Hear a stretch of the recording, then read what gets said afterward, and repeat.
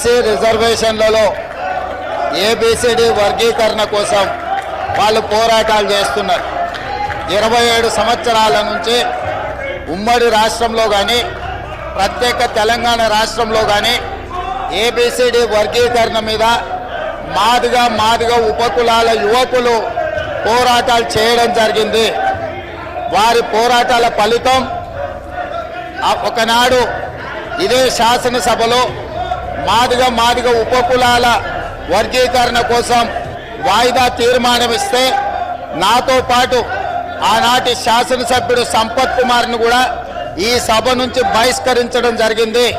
గత ప్రభుత్వం ఏబిసిడి వర్గీకరణ మీద కేంద్రానికి ప్రధానమంత్రికి విజ్ఞప్తి చేయడానికి అఖిల పక్షాన్ని తీసుకెళ్తామని చెప్పి తీసుకుపోకుండా మాదిగ సోదరులను మోసం చేయడం జరిగింది.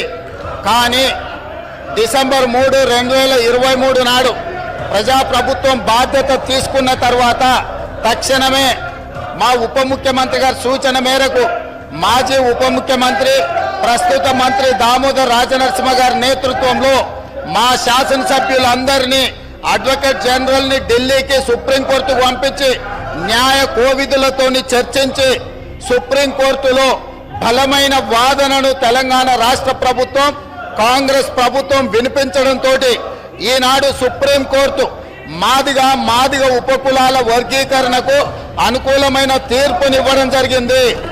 నేను మనస్ఫూర్తిగా సుప్రీంకోర్టు కాన్స్టిట్యూషనల్ బెంచ్కు రాజ్యాంగ ధర్మాసనానికి మనస్ఫూర్తిగా కృతజ్ఞతలు తెలియజేస్తున్నా.